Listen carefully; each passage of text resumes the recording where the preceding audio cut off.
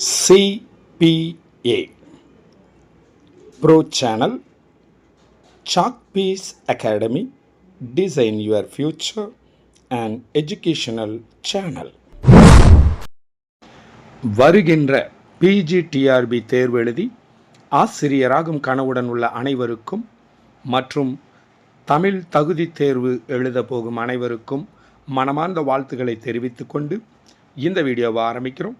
இது new syllabus 2025 PGTRB Tamil தகுதி தேர்வு model test series part number 19. இந்த பார்ட்டில் உங்களுக்கு வினாக்கள் மட்டும் வழங்குவோம். அதனுடைய விடைகளை எழுதி இதற்கென்று உள்ள வாட்ஸ்அப் குழுவில் நீங்கள் பகிரும்போது உங்கள் வாட்ஸ்அப் நம்பருக்கே இதனுடைய விடைகளும் அதனுடைய PDF ஃபைலும் அனுப்பி வைக்கப்படும். இந்த தேர்வை எழுதுவதற்கு நீங்கள் சிறு கட்டணம் கட்ட வேண்டியது இருக்கும். அதற்கான விளக்கங்கள் பெறுவதற்கு இந்த வீடியோவில் காணப்படும் வாட்ஸ்அப் நம்பரை தொடர்பு கொள்ளுங்கள். மேலும் இந்த தேர்வானது எவ்வாறு நடைபெறுகிறது என்றால், இதற்கான மெட்டீரியலானது முதலில் அனுப்பப்படும். அந்த மெட்டீரியலிலிருந்து உங்களுக்கு அன்றே வினாக்கள் எடுக்கப்பட்டு இந்த தேர்வானது நடத்தப்படும். ஒவ்வொரு தேர்வும் இவ்வாறு தான் நடந்து கொண்டிருக்கிறது. நீங்களும் சேர விரும்பினீர்கள் என்றால் விளக்கங்கள் பெற்று சேர்ந்து கொள்ளுங்கள். இப்போ நம்ம இந்த வீடியோவினுடைய முதல் கேள்விக்கு போகலாம்.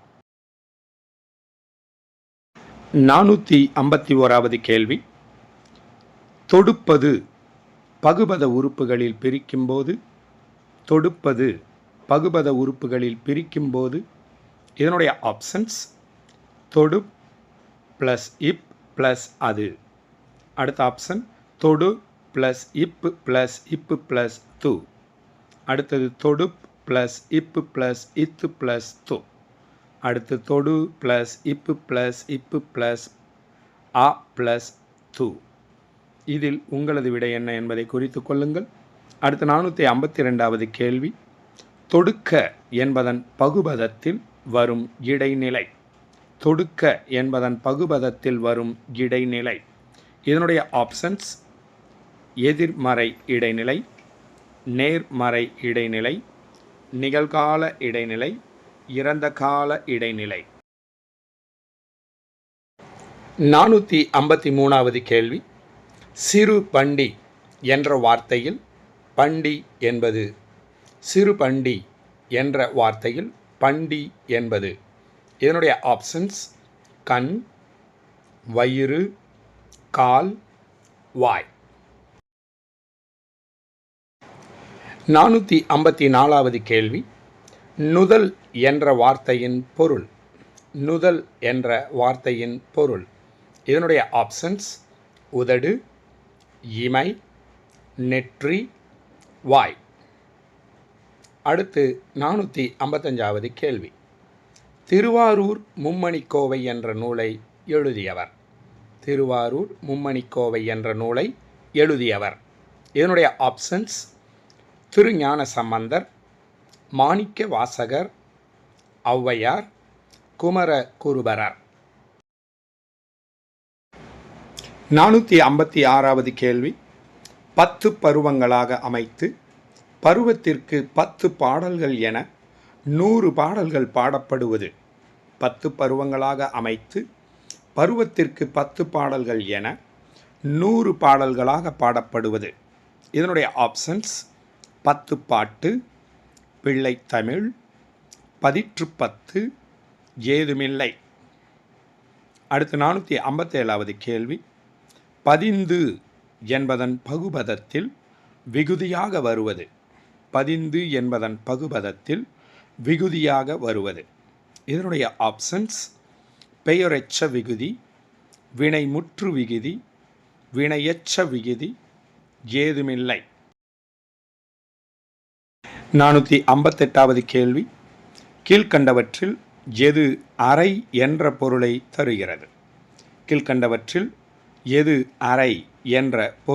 தருகிறது? இதனுடைய ஆப்ஷன்ஸ் கழுத்து, ஜிடை, கால், வயிறு. அடுத்து 459வது கேள்வி. அசும்பிய என்ற பொருளை தருவது. அசும்பிய என்ற பொருளை தருவது. இதனுடைய ஆப்ஷன்ஸ் ஒளி வீசுகிற, ஒளிந்து போகின்ற, அழிக்கிற, ஒளி வீசுகிற. 460வது கேள்வி. ஆடுக இலக்கண குறிப்பு. ஆடுக இலக்கண குறிப்பு. இதனுடைய ஆப்ஷன்ஸ் வியங்கோல் வினைமுற்று, பெயரெச்சம், வினைத்தொகை, ஆகுபெயர். 461வது கேள்வி. குண்டலமும் குழைக்காதும் இலக்கண குறிப்பு.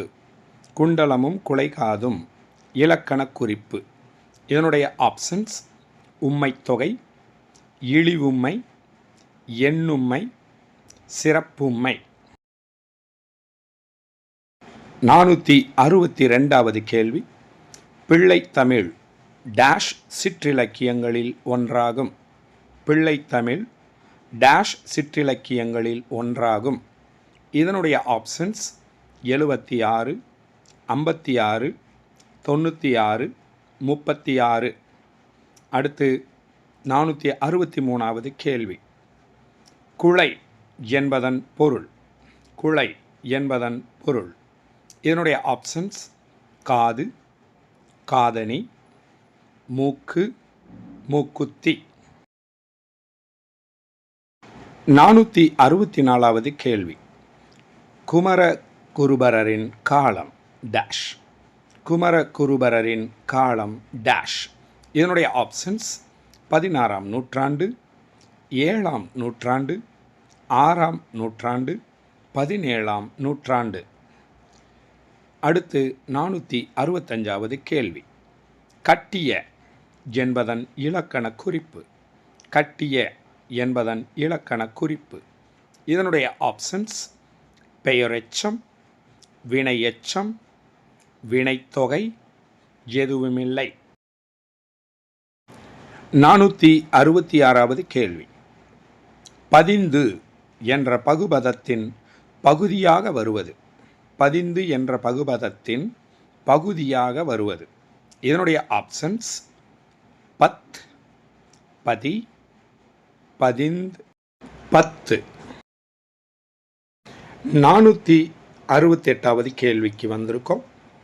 வன்மை என்பதன் பொருள். வன்மை என்பதன் பொருள். இதனுடைய ஆப்ஷன்ஸ் கொடை, கோபம், வறுமை, மென்மை. அடுத்து 469வது கேள்வி. வெண்மை என்பதன் பொருள். வெண்மை என்பதன் பொருள். இதனுடைய ஆப்ஷன்ஸ் அறிவின்மை, தெளிவின்மை, அறியாமை, வெண்மை. அடுத்து 470வது கேள்வி. நெடுந்திரை என்பதன் பொருள். நெடுந்திரை என்பதன் பொருள்.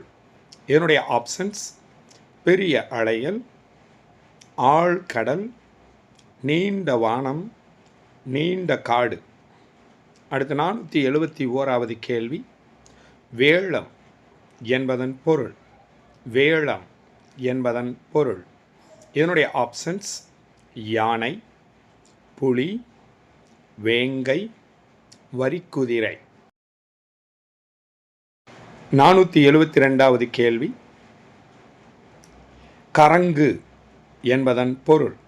கரங்கு என்பதன் பொருள். இதனுடைய ஆப்ஷன்ஸ் வில், காற்றாடி, பட்டம், அம்பு. அடுத்து 473வது கேள்வி. மும்மணிக்கோவையை எழுதியவர். மும்மணிக்கோவையை எழுதியவர். இதற்கு முன்னர் திருவாரூர் மும்மணிக்கோவையை எழுதியவர் யார் என்ற கேள்வியை பார்த்துருப்பீங்க. இது வெறும் மும்மணிக்கோவையை எழுதியவர் அப்படின்ற கேள்வியாக இருக்கிறது. இதனுடைய ஆப்ஷன்ஸ் குமரகுருபரர், சீத்தலை சாத்தனார், கம்பர், சேக்கிழார். 474வது கேள்வி. முடிவு என்பதன் பொருள். முடிவு என்பதன் பொருள். இதனுடைய ஆப்ஷன்ஸ் அம்பு, மத்தளம், பகைவர், வலிமை. அடுத்த 475வது கேள்வி. இந்த வீடியோவினுடைய இறுதி கேள்வி தமிழ் தகுதி தேர்வினுடைய 475வது கேள்வி. திண்மை என்பதன் பொருள். திண்மை என்பதன் பொருள். இதனுடைய ஆப்ஷன்ஸ்: திறமை, வளமை, எளிமை, வலிமை. அனைவரும் இந்த வீடியோவை பார்த்து வினாக்களுக்கு விடை எழுதி முடித்திருப்பீர்கள் என்று நம்புகிறோம். உங்களது விடைகளை நமது வாட்ஸ்அப் குழுவில் பகிர்ந்து உங்களது மதிப்பெண்களையும் அதனுடைய PDF ஃபைலையும் பெற்றுக்கொள்ளுங்கள். அதற்கு நீங்கள் நமது சேனலினுடைய கட்டணம் கட்டி தேர்வு எழுதும் சந்தாதாரராக இருக்க வேண்டும். அதற்கான விளக்கங்கள் பெறுவதற்கு இந்த வீடியோவில் காண்பிக்கக்கூடிய வாட்ஸ்அப் நம்பரை தொடர்பு கொள்ளுங்கள். அதற்கான விளக்கங்கள் பெற்று நீங்களும் இந்த தேர்வை எழுதி பயிற்சி பெற்று ஆசிரியராகி மகிழுங்கள். மனமார்ந்த வாழ்த்துக்களுடன் உங்கள் சாக்பீஸ் அகாடமி. மீண்டும் அடுத்த வீடியோவில் சந்திப்போம்.